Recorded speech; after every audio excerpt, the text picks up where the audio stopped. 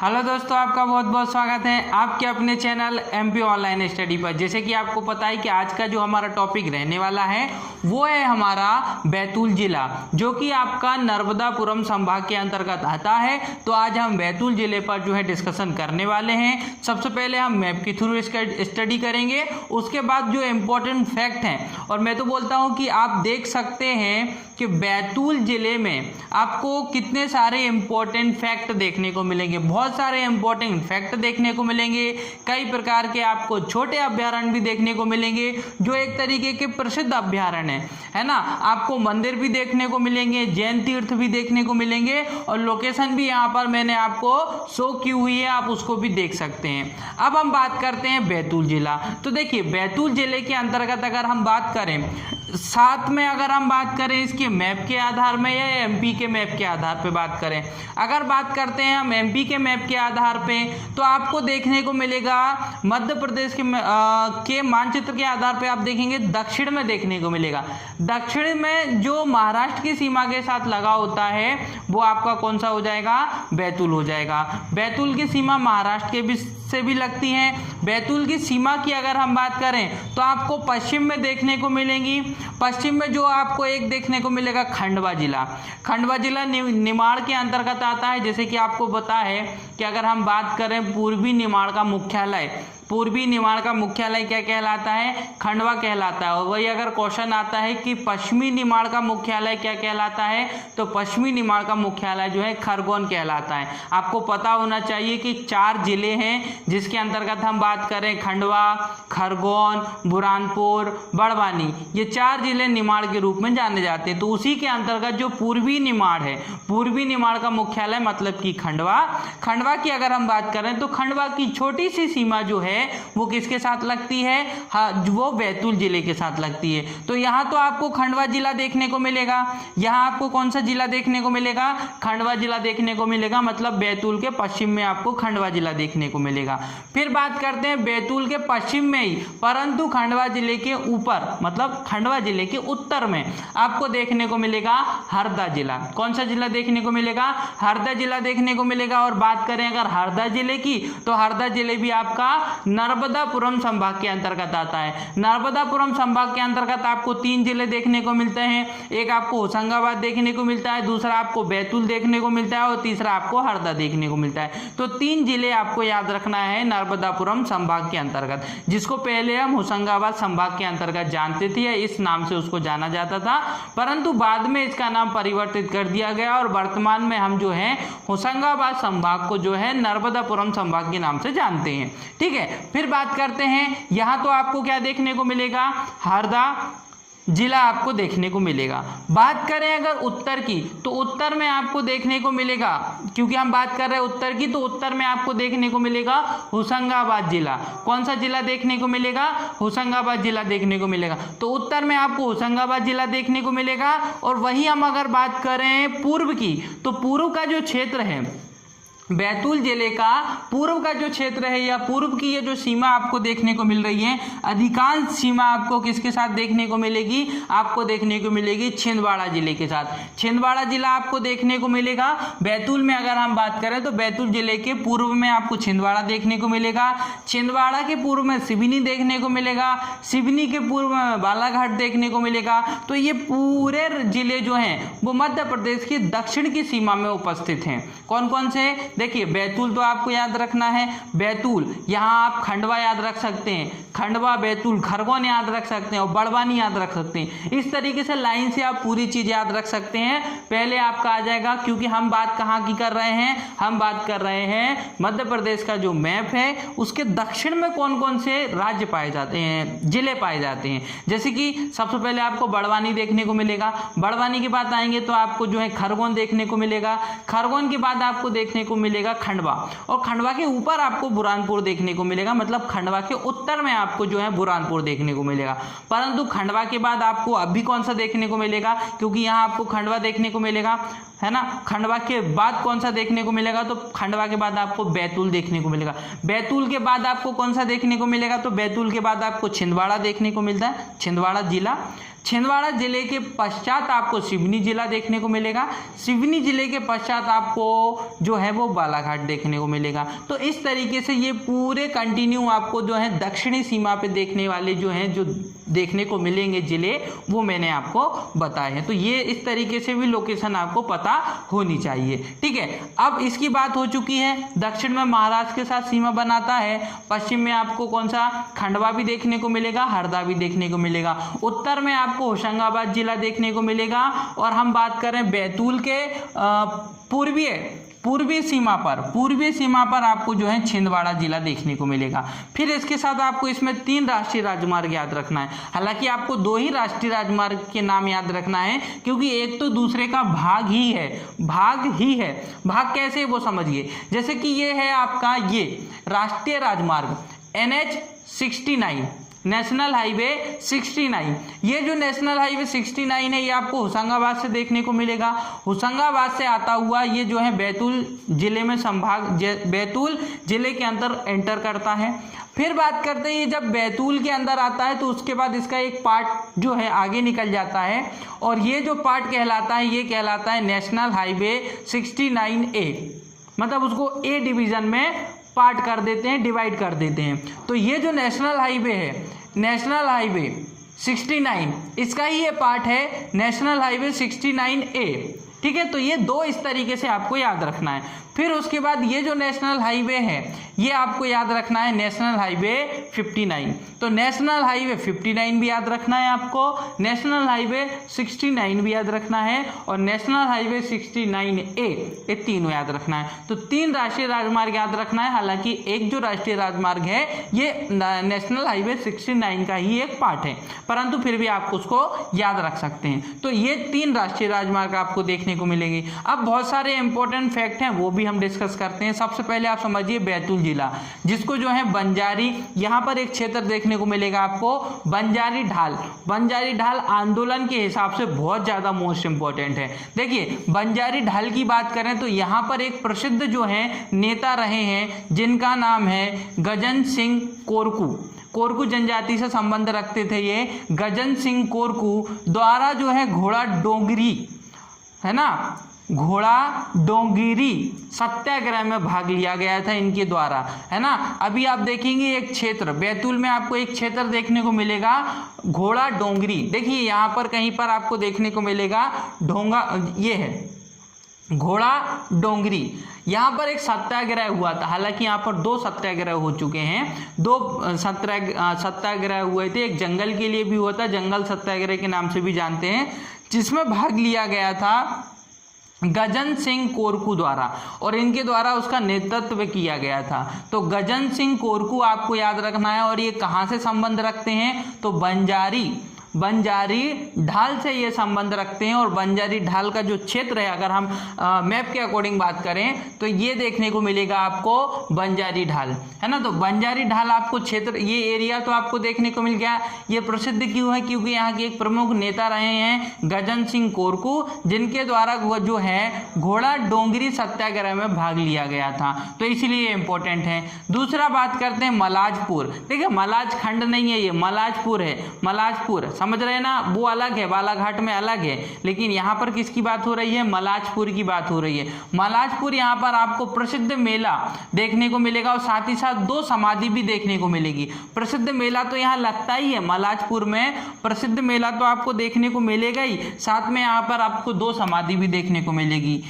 Map के according देखिए ये है मलाजपुर। तो मलाजपुर का ये जो क्षेत्र है, यहाँ मेला भी लगता है मलाजपुर के ही नाम से। साथ ही साथ यहाँ पर आपको जो है देवजी महात्मा तथा बहिनी की समाधि देखने को मिलेगी। तो 2 समाधि आपको देखने को मिलती हैं, देवजी महात्मा और बहिनी। तो ये 2 याद रखना है, देवजी महात्मा और बहिनी, ये दोनों ही आपको याद रखना है। अंडरलाइन कर देता हूं मैं, बहिनी और देवजी महात्मा, इन दोनों की समाधि आपको देखने को मिलेगी। और ये समाधि कहाँ देखने को मिलेगी, मलाजपुर में देखने को मिलेगी, ठीक है। फिर बात करते हैं चिंचोली की अगर बात करें तो वन उपज विक्रय केंद्र आपको देखने को मिलेगा, है ना। विक्रय केंद्र है यहाँ पर, वन का जो उपज होता है उसका विक्रय केंद्र आपको कहाँ देखने को मिलेगा, तो ये आपको देखने को मिलेगा चिंचोली में। चिंचोली आपको कहाँ देखने को मिलेगा? ये मलाजपुर के ही पास में देखने को मिलेगा। मलाजपुर के पास में ही आपको क्या देखने को मिलेगा? चिंचोली देखने को मिलेगा। तो इसका क्या है? ये है वन उपज, है ना, वन उपज बोल सकते हैं, वन उपज भी पढ़ सकते हैं उसको। वन उपज विक्रय केंद्र आपको जो है चिंचोली में देखने को मिलेगा। फिर उसके बाद अगर हम बात करें जो है पांडर, देखो पांडर केवल इसलिए इंपॉर्टेंट है क्योंकि यहाँ पर जो है मिसर कैंसर हॉस्पिटल देखने को मिलेगा। पांडर केवल एक ही चीज के लिए प्रसिद्ध है, यहाँ पर आपको कैंसर हॉस्पिटल देखने को मिलेगा जिसका नाम है मिसर कैंसर हॉस्पिटल, इसलिए आपका जो है पांडर इंपॉर्टेंट हो जाता है। तो 3 आपको इस तरीके से ये चीजें याद रखनी है जो मैं आपको बता चुका हूँ। फिर बात करते हैं भैंसदेही। भैंसदेही जो है बांस की बहुत बड़ी आपको मंडी देखने को मिलेगी। बांस पर्याप्त मात्रा में यहाँ पाए जाते हैं। बैतूल में अगर हम भैंसदेही की बात करें तो ये जो क्षेत्र है ना भैंसदेही, यहाँ पर आपको बांस पर्याप्त मात्रा में देखने को मिलेंगे। भरपूर मात्रा में बांस आपको जो है भैंसदेही में देखने को मिलेगी। ठीक है, तो भैंसदेही किस लिए याद रखना है आपको? वो आप बांस की मंडी आपको याद रखना है भैंसदेही में। फिर मुक्तागिरी जैन तीर्थ कई बार पूछ लिया जाता है, मतलब संबंध पूछ लिया जाता है, क्षेत्र नहीं पूछा जाता है, संबंध पूछ लिया जाता है। मुक्तागिरी किस धर्म से संबंध रखते हैं? जैन धर्म से, हिंदू धर्म से, है ना, या बौद्ध धर्म से, किन धर्म से संबंध रखते हैं? तो मुक्तागिरी जो है जैन तीर्थ स्थल है, एक प्रमुख जैन तीर्थ स्थल आपको समझना है कि मुक्तागिरी है। और मुक्तागिरी कहाँ है? बैतूल जिले में है।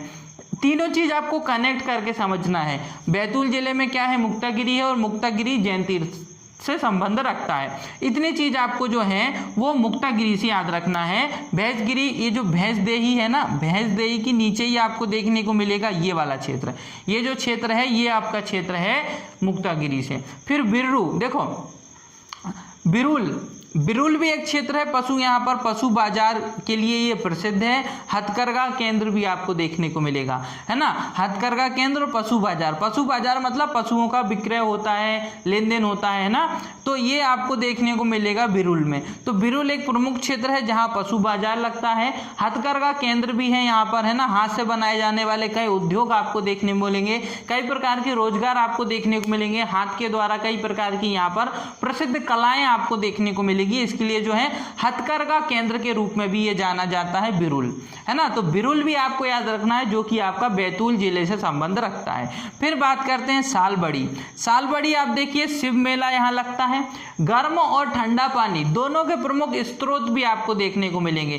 शिव मंदिर तो यहाँ है, शिव मंदिर के लिए तो ये प्रसिद्ध है, साथ ही साथ ये मेले के लिए प्रसिद्ध है। और सबसे इंपॉर्टेंट बात जो है वो यहाँ आपको 2 प्रकार के स्रोत देखने को मिलेंगे, पानी के स्रोत देखने को मिलेंगे, गर्म पानी का स्रोत और ठंडे पानी का स्रोत। दोनों ही स्रोत आपको कहाँ देखने को मिलते हैं? सालबड़ी में देखने को मिलते हैं। सालबड़ी की अगर हम बात करें तो ये आप देख सकते हैं पूरा दक्षिण में देखने को मिलेगा आपको बैतूल जिले में। दक्षिण की सीमा पर ही आपको सालबड़ी जो है देखने को मिलेगा। तो सालबड़ी इसलिए इंपॉर्टेंट है। फिर बात करते हैं सालबड़ी के बाद, देखिए यहाँ पर प्रमुख मेला भी याद रखना है आपको, ठंडा और पानी दोनों स्रोत आपको मिल जाएंगे। फिर बात करते हैं आमला। देखो आमला की अगर हम बात करें तो यहाँ क्यों प्रसिद्ध है? क्योंकि यहाँ वायु सैनिक केंद्र आपको देखने को मिलेगा। आमला में जो है वो आपको वायु सैनिक केंद्र देखने को मिलेगा। आमला में आपको जो क्या देखने को मिलेगा? वायु सैनिक केंद्र देखने को मिलेगा। हनुमान जी का मंदिर देखने को मिलेगा और यहाँ पर जो है 19 फीट ऊंची हनुमान जी की मूर्ति आपको देखने को मिलेगी। 19 फीट ऊंची प्रतिमा देखने को मिलेगी, मूर्ति देखने को मिलेगी आमला में आपको हनुमान जी की। तो ये मूर्तियों से रिलेटेड टॉपिक कई बार इंपॉर्टेंट हो जाता है, कई एग्जामों में पूछ लिया जाता है, इसलिए इससे रिलेटेड ये चीज आपको याद होनी चाहिए। आमला जो क्षेत्र है या बैतूल जिला भी आप याद रखेंगे तो भी इसके लिए पर्याप्त हो जाएगा, परंतु आमला क्षेत्र भी आपको याद रखना है जो कि आपका हनुमान जी की मूर्ति और ना 19 फीट ऊंची प्रतिमा आपको देखने को मिलेगी। पीतल के बर्तन के लिए प्रसिद्ध है। ये पीतल के बर्तन पर्याप्त मात्रा में आपको, पीतल क्योंकि यहाँ प्राप्त होता है इसलिए पीतल के बर्तन भी यहाँ पर भरपूर मात्रा में बनाए जाते हैं, इसलिए आमला प्रसिद्ध है। साथ ही साथ रेलवे जंक्शन, जो बैतूल का रेलवे जंक्शन है वो आमला के क्षेत्र में आता है। मतलब आपको जो रेलवे का जो क्षेत्र देखने को मिलेगा बैतूल के अंतर्गत वो आमला में ही देखने को मिलेगा। तो आमला इंपॉर्टेंट है, वायु सैनिक केंद्र है, है ना। फिर उसके बाद हनुमान जी की 19 फीट आपको ऊंची प्रतिमा देखने को मिलेगी। पीतल के बनने वाले बर्तन आपको कहाँ देखने को मिलेंगे, वो आपको आमला में देखने को मिलेंगे। ठीक है, इतनी सारी चीज़ें आपको आमला से याद रखना है। ठीक है, क्षेत्र भी आपको याद रखना है, ये जो क्षेत्र हो जाएगा आपका। अब देखते हैं प्रभात पट्टम। प्रभात पट्टम ये देखिए, ये है प्रभात पट्टम। प्रभात पट्टम वाला जो क्षेत्र है ये इंपॉर्टेंट क्यों है, बुनियादी प्रशिक्षण विद्यालय आपको देखने को मिलेगा। बुनियादी प्रशिक्षण विद्यालय मतलब यहाँ पर प्रशिक्षण दिया जाता है, सिखाया जाता है बुनियादी ढांचे या बुनियादी चीज़ों को किस तरीके से हम बना सकते हैं, ये सारी चीज़ें प्रभात पट्टम में देखने को मिलता है। और इसीलिए ये जो है बुनियादी प्रशिक्षण विद्यालय कहलाता है। क्या कहलाता है, बुनियादी प्रशिक्षण विद्यालय कहलाता है। ठीक है, तो ये इस चीज़ के लिए आपको ये लोकेशन भी याद रखना है। फिर बात करते हैं सारणी। सारणी कहाँ है, ये है सारणी वाला क्षेत्र, ये देख सकते हैं आप ऊपर। यहाँ 3 क्षेत्र है, मैं तीनों क्षेत्र अलग करवा दूंगा ताकि आपको कंफ्यूजन ना हो। ऊपर वाला क्षेत्र सारणी है, ये क्यों प्रसिद्ध है, ताप विद्युत केंद्र देखने को मिलेगा। सारणी ताप विद्युत केंद्र, देखिए छोटे छोटे ताप विद्युत केंद्र तो आपको हर जिले में देखने को मिलेंगे, है ना। परंतु जहाँ नदियाँ होती हैं वो वाले तो इंपॉर्टेंट हो जाते हैं, क्योंकि नदियों से जल विद्युत केंद्र भी बन जाता है और कई प्रकार जो है नदियों के किनारों पर, घाट पर कोयला भी प्राप्त होता है, तो कोयले से भी विद्युत उत्पन्न की जाती है, जल से भी विद्युत उत्पन्न की जाती है। तो नदियों के पास में जितने भी आपको जल विद्युत केंद्र या ताप विद्युत केंद्र देखने को मिलेंगे वो इंपॉर्टेंट हो जाते हैं, उसको याद करना जरूरी है। ठीक है, क्योंकि यहाँ पर आपको ताप्ती नदी भी देखने को मिलेगी, इसके लिए अच्छा तवा नदी भी देखने को मिलेगी, इसके लिए सारणी इंपॉर्टेंट हो जाता है। और सारणी में क्या है, सारणी ताप विद्युत केंद्र, तो सारणी में आपको सारणी ताप विद्युत केंद्र देखने को मिलेगा, ये इंपॉर्टेंट है। ठीक है, हाँ अब आ जाता है इंपॉर्टेंट पॉइंट, एक और इंपॉर्टेंट पॉइंट आ जाता है जो है आपका घोड़ा डोंगरी। घोड़ा डोंगरी क्यों इंपॉर्टेंट है, आप इसमें देख सकते हैं आदिवासियों का अगस्त विद्रोह हुआ था 1942 में। मतलब इतिहास के आधार पर अगर हम देखेंगे तो बैतूल बहुत ज्यादा इंपॉर्टेंट हो जाता है इतिहास के आधार पर। अभी हम देखेंगे ईस्ट इंडिया कंपनी द्वारा बैतूल को लिया गया था, मतलब उसको जो है ले लिया गया था, अपने अंडर में ले लिया गया था बैतूल को, बैतूल के क्षेत्र को ईस्ट इंडिया कंपनी। जब आप अपन बात करते हैं 1818 में, तो 1818 में ईस्ट इंडिया कंपनी द्वारा इसको अपने हिस्से में ले लिया गया था। मतलब बहुत इतिहास के आधार पे बैतूल महत्वपूर्ण है। ठीक है, अब घोड़ा डोंगरी आदिवासियों का अगस्त विद्रोह 1942 में किया गया था। साथ ही साथ यहाँ पर एक और विद्रोह हुआ था जिसमें बिरसा गौड़ शहीद हो गए थे, और ये जो बात है ये है 1930 की।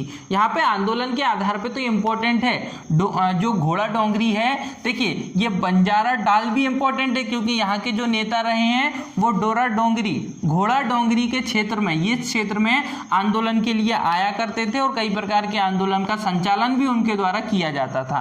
ठीक है, उसी के अंतर्गत आदिवासियों का अगस्त विद्रोह हुआ था, जो हुआ था आपका कब 1942 में। और एक जो यहाँ के नेता रहे हैं बिरसा गौड़, है ना, बिरसा गौड़, वो शहीद हो गए थे। और ये शहीद कब हुए थे, ये जो क्षेत्र है, ये जो डेट है वो है 1930। तो ये चीज आपको इसमें याद रखना है। ठीक है, तो इसीलिए आपका जो है घोड़ा डोंगरी याद हो जाता है या इंपॉर्टेंट हो जाता है। फिर बात करते हैं हम बरसाली। बरसाली आपको कहाँ देखने को मिलेगा, देखिए अगर हम बात करें बरसाली तो ये आपको घोड़ा डोंगरी के नीचे देखने को मिलेगा। तो तीनों चीज आपको याद रखना है, सारणी याद रखना है, सारणी के जस्ट नीचे आपको घोड़ा डोंगरी याद रखना है, और घोड़ा डोंगरी के जस्ट नीचे आपको जो है वो बरसाली याद रखना है। तो बरसाली आपको ये इसलिए याद रखना है क्योंकि यह जो है जिस समय अविभाजित भारत था उस समय यह प्रमुख केंद्र हुआ था। अविभाजित भारत मतलब 1947 के पहले की अगर हम बात करें, जिस समय भारत का विभाजन नहीं हुआ था उसके पहले की हम बात करें तो यह प्रमुख केंद्र रहा करता था, ये भारत के अंतर्गत, है ना। साथ ही साथ यहाँ राजा जो है टोडरमल के अभिलेख भी देखने को मिलते हैं। अभिलेख से रिलेटेड कोई भी इंपॉर्टेंट फैक्ट छोड़ना नहीं है, वो इंपॉर्टेंट हो जाता है। तो राजा जो टोडरमल रहे हैं उनके अभिलेख आपको देखने को मिलेंगे बरसाली में। और बरसाली कहाँ आता है, आपका बैतूल जिले के अंतर्गत आता है। तो बरसाली में आपको क्या फैक्ट याद रखना है, राजा टोडरमल के अभिलेख आपको बरसाली में देखने को मिलेंगे। ठीक है, फिर बात करते हैं भोपाल का मेला, है ना, भोपाली का मेला बोला जाता है इसको, भोपाल का नहीं बोला जाता है, भोपाली का मेला, है ना, भोपाल का नहीं है, भोपाली का मेला है। भोपाली का मेला इसको कहा कहा जाता है। यहाँ ये क्यों प्रसिद्ध है, भोपाली का मेला क्यों प्रसिद्ध है, यहाँ आपको गुफाएं देखने को मिलती हैं। और 3 तो प्रमुख गुफाएं आपको याद ही रखना है इसके अंतर्गत, है ना। गुफाओं के आधार पर ही भोपाली का मेला प्रसिद्ध है। यहाँ आपको महादेव की गुफा देखने को मिलेगी, पार्वती की गुफा देखने को मिलेगी, कोठा की गुफा देखने को मिलेगी। 3 गुफाएं आपको देखने को मिलेगी, महादेव की गुफाएं देखने को मिलेंगी, पार्वती की गुफाएं देखने को मिलेंगी और कोठा की गुफाएं देखने को मिलेंगी। तो 3 गुफाओं से रिलेटेड ये इंपॉर्टेंट है, ये तीनों गुफाएं आपको याद रखना है ना। खड़ेला, ये देखिए भोपाली के जस्ट ऊपर आपको देखने को मिलेगा खड़ेला। तो खड़ेला आपको क्यों याद रखना है, खड़ेला आपको इसलिए याद रखना है, खड़ेला इसलिए याद रखना है क्योंकि गौड़ राजाओं का किला रहा है। साथ ही साथ यहाँ पर जो है मुकंदर राज स्वामी की समाधि भी देखने को मिलेगी। समाधि हो, है ना, जन्म स्थान हो या फिर किला हो या किसी राजा की भूमि रही हो या किसी भी नेता, प्रसिद्ध नेता की भूमि रही हो, वो क्षेत्र हमेशा इंपॉर्टेंट हो जाता है एग्जाम की दृष्टि से।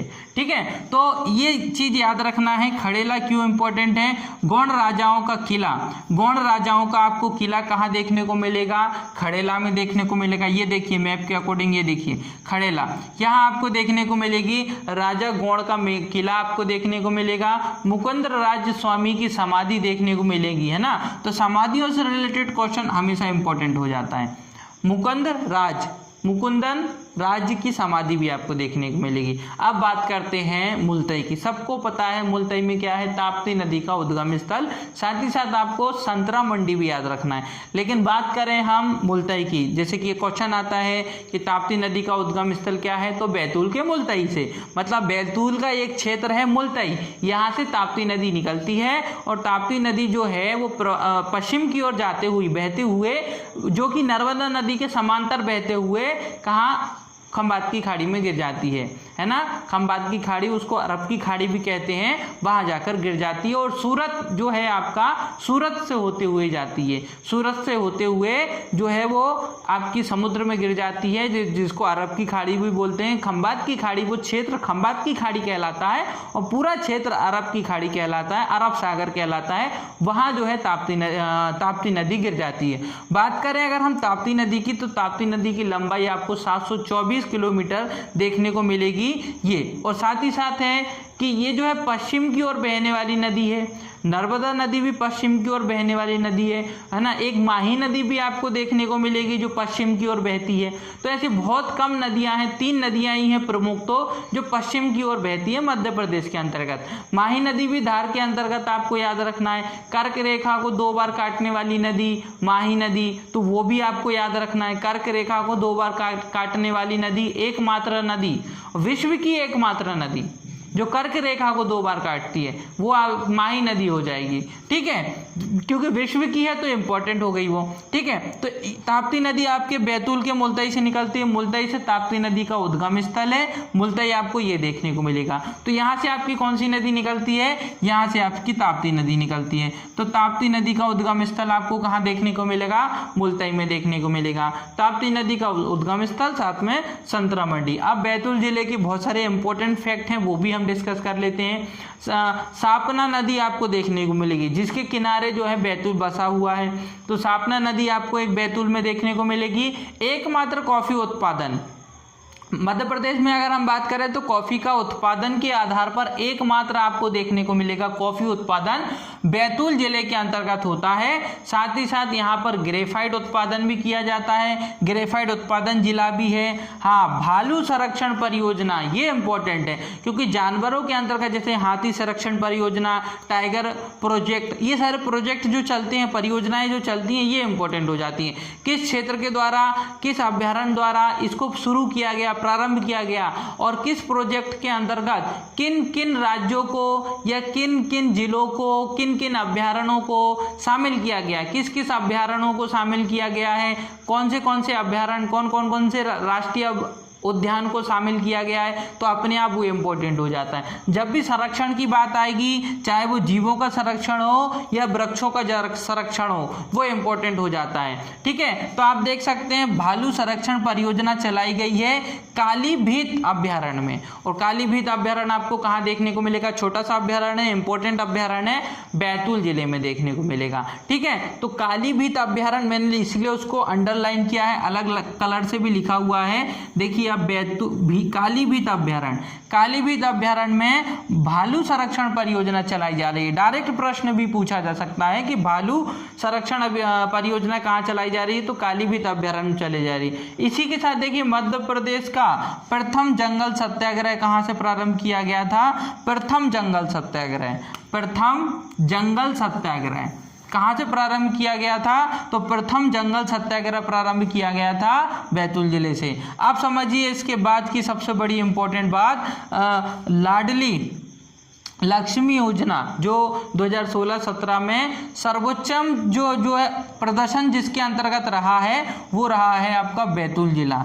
लाडली लक्ष्मी योजना के अंतर्गत 2016-17 में सबसे अधिक या सबसे अच्छा प्रदर्शन किसने किया है? तो वो किया है बैतूल जिले ने। इसके साथ एक बात तो मैं आपको ऑलरेडी बता चुका हूँ, 1818 में ईस्ट इंडिया कंपनी ने बैतूल को लिया था, मतलब इसको अपने अंडर में ले लिया था।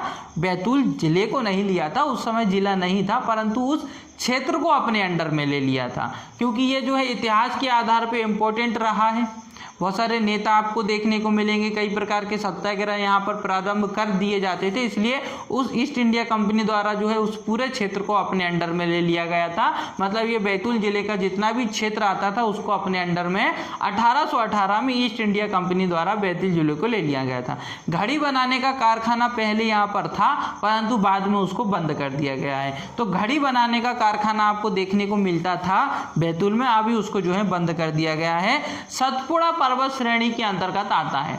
सतपुड़ा पर्वतमाला के अंतर्गत बैतूल जिला आपको देखने को मिलेगा। हालांकि आपको सतपुड़ा तो पूरा क्षेत्र में फैला हुआ देखने को मिलेगा, पूर्व से लेके पश्चिम तक आपको सतपुड़ा पर्वत श्रेणी देखने को मिलेगी, है ना। सतपुड़ा पर्वत श्रेणी देखने को मिलेगी, जिसके अंतर्गत आपको महादेव पर्वत देखने को मिलेगा, जिसमें पंचमढ़ी बसा हुआ है ना। मैकाल श्रेणी देखने को मिलेगी। तो ये सारे आपको जो है वो पर्वत या पठार, है ना, या बड़ी बड़ी पहाड़ियाँ आपको कहाँ देखने को मिलती हैं? सतपुड़ा माला में देखने को मिलती हैं, सतपुड़ा पर्वतमाला। और सतपुड़ा पर्वतमाला के अंतर्गत ही आपका कौन सा जिला बसा हुआ है? तो बैतूल जिला बसा हुआ है। इतने सारे इंपॉर्टेंट फैक्ट जो हैं वो बैतूल जिले से आज हमने डिस्कस किए। साथ ही साथ इंपॉर्टेंट है क्यों है मैं आपको बता चुका हूँ, एक बार मैं रिवाइज कर देता हूँ। सबसे पहले तो आप जो है बंजारी ढाल याद रखना है आपको। सत्याग्रह के जो प्रमुख नेता रहे हैं गजन सिंह, कोरकू जनजाति से संबंध रखते थे,